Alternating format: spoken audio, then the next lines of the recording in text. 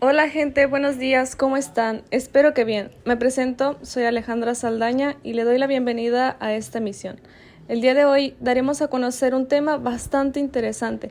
Me encuentro con mis amigos Karen Yulisa, Rodrigo Osorio, Perla Berenice, Saray Torres y Yair Cruz. Cuéntame, Rodrigo, ¿tú qué recuerdas?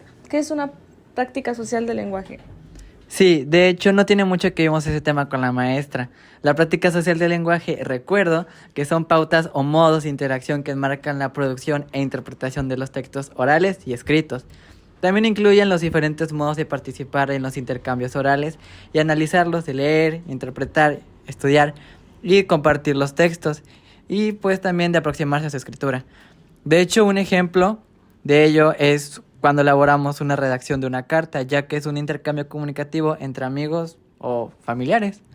Muy bien, sí, sueles recordar algunas cosas, es lo que me doy cuenta. Yo también recordé, hablando de la comunicación, me doy cuenta que es muy importante porque surge un intercambio de sentimientos, opiniones o cualquier otro tipo de información mediante el habla, la escritura u otras señales. Y el lenguaje es un conjunto de signos de sistema de comunicación que está estructurado para el uso y ciertos principios combinatorios, pues, formales.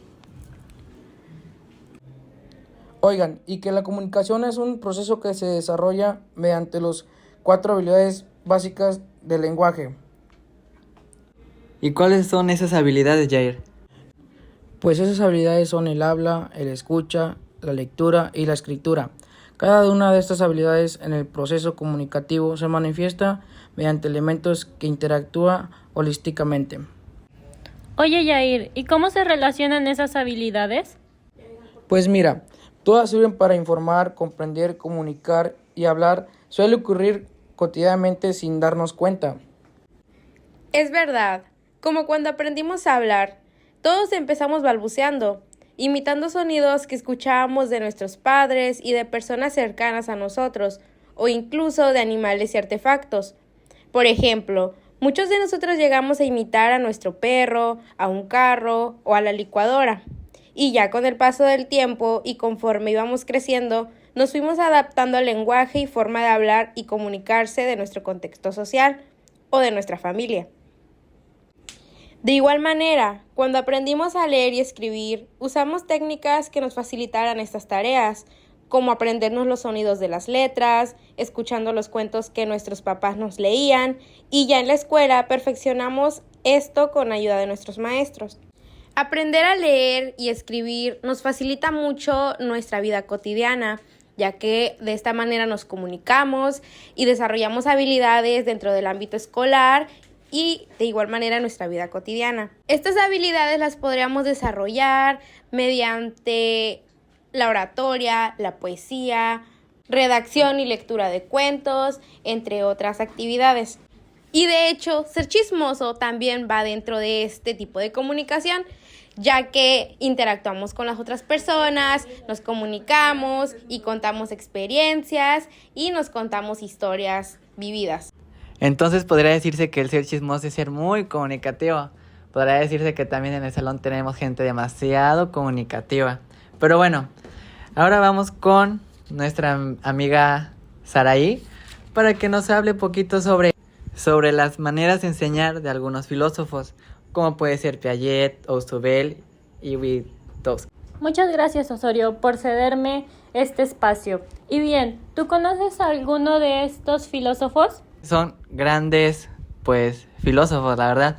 Pero, ¿por qué no me cuentas tantito de eso, Sara? Bueno, te platicaré sobre Jean Piaget. Su nombre completo es Jean William Fritz Piaget.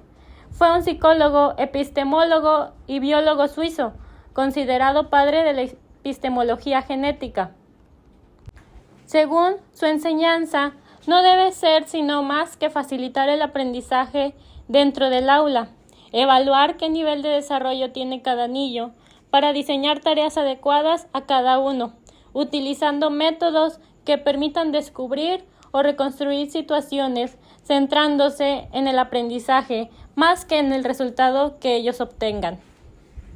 Él recurrió al método fenomenológico. Este método es por naturaleza subjetivo y demanda de una interpretación por parte del investigador.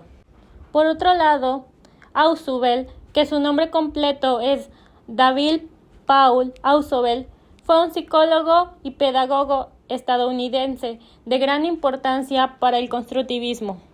Él plantea que el aprendizaje del alumno depende de la estructura cognitiva previa que se relaciona con la nueva información. Debe entenderse por estructura cognitiva al conjunto de conceptos, ideas que un individuo posee en un determinado campo de conocimiento, así como su organización. Según él, los niños aprenden cuando éste relaciona las nuevas informaciones con conocimientos que él ya conoce, como una estructura cognitiva previa. Y por último, te hablaré de Vygotsky, que su nombre completo es Lev Semyonovich Vygotsky. Él fue un psicólogo y epistemólogo ruso de origen judío, uno de los más destacados teóricos de la psicología del desarrollo, fundador de la psicología. Para Vygotsky, el desarrollo sigue al aprendizaje y no viceversa. Es decir, para que haya desarrollo, las personas tenemos que aprender primero, y el aprendizaje se produce en situaciones sociales significativas, en las que se producen procesos. A su vez, dentro de estas teorías del aprendizaje, tenemos diferentes corrientes: conductismo, cognitivismo, constructivismo, teorías eclécticas de cambio conceptual. Asimismo, el enfoque constructivista tiene aportes del conductismo y del cognitismo. ¿Y tú cómo ves, Osorio, todas estas aportaciones de epistemólogos que nos aportaron al aprendizaje? Pues estas personas muy reconocidas, la verdad, no creí que en aquellos tiempos la mente humana podía llegar a esos grandes rasgos. Se me hace muy interesante todo lo que ellos hicieron de manera muy reconocida. La verdad, mis felicitaciones para ellos. Sí, ¿verdad, Osorio? Todo esto es muy importante. Y bueno, los dejo con mi compañera Karen Julisa. Oye, Yulisa, ¿y tú cómo crees que ponemos en práctica esto que hemos estado hablando sobre la lengua en la escuela y la vida cotidiana? Claro, Ale. Mira, todo esto varía dependiendo del contexto en el que nos encontremos. Ya hace tiempo se reconoce que el uso de la lengua varía mucho según las necesidades en que se utiliza. En ese sentido, la lengua no es un instrumento neutral de pensamiento, como por ejemplo las matemáticas. La necesidad y el deseo de comunicarse surgen en una situación concreta y tanto la forma como el contenido de la comunicación son una respuesta a esta situación. Por lo tanto, la primera sección del capítulo 4 se dedica a distintos aspectos del contexto.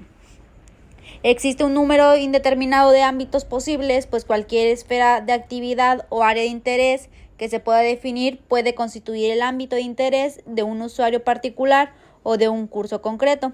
Teniendo en cuenta los propósitos generales de aprendizaje y enseñanza de lenguas, puede resultar útil distinguir al menos los siguientes. En el ámbito personal, la lectura por placer, la escritura de un diario personal, la dedicación a un interés particular o acción o ficción. En el ámbito público, una persona actúa como un miembro de la sociedad o de alguna organización y en el que se realizan transacciones de distinto tipo con una variedad de propósitos. En el ámbito profesional, la persona desarrolla su trabajo o profesión. Y en el ámbito educativo, la persona participa en alguna forma organizada de aprendizaje sobre dentro de la institución educativa. Claro que dentro de los distintos ámbitos podemos considerar los temas, que son los asuntos del discurso, de la conversación, de la reflexión o la redacción, como centro de atención de los actos comunicativos concretos. Las categorías temáticas se pueden clasificar de muchas formas distintas: identificación personal, vivienda, hogar y entorno, vida cotidiana, tiempo libre y ocio, viajes, relaciones con otras personas, salud y cuidado corporal, educación, compras, comidas y bebidas, servicios públicos, lugares, lenguas extranjeras, condiciones atmosféricas. Muchas gracias, Ale. Volvemos contigo. Muchas gracias, Yulisa. Y sí, tienes muy bien estructurado tu concepto sobre lo que nos estuviste hablando y bueno, hablaré un poco sobre la literatura porque es un medio de arte de la expresión verbal, es aquello que nos sirve de ella y por lo tanto abarca textos escritos como la literatura escrita, hablándolo o cantándolo. Oye, Ale, ¿y sabías que también para la literatura se ocupa como que la participación social? A ver, platícame tantito de ello. Pues mira, en este ámbito se han integrado diversas prácticas relacionadas con la lectura y el uso de documentos administrativos y legales, así como otras que implican la expresión y defensa de la opinión personal y la propuesta de soluciones a los problemas que analizan. Pues verás que lo que se puede hacer en este ámbito es analizar documentos sobre los derechos humanos, investigar sobre variantes léxicas, analizar y elaborar caricaturas periodísticas, leer y escribir reportajes, elaborar una carta de poder, etcétera, etcétera. Bueno, Ale, pues creo que se nos acaba el tiempo. Sí, ¿verdad? Bueno, pues entonces les agradezco a todos por la presencia de estar aquí y haber colaborado en este lindo podcast. Muchas gracias a nuestros compañeros Karen Yulisa, Saray Torres, Jair Cruz, Paula Berenice, Alejandra Saldaña y su servidor Rodrigo Osorio. Nos vemos hasta la próxima.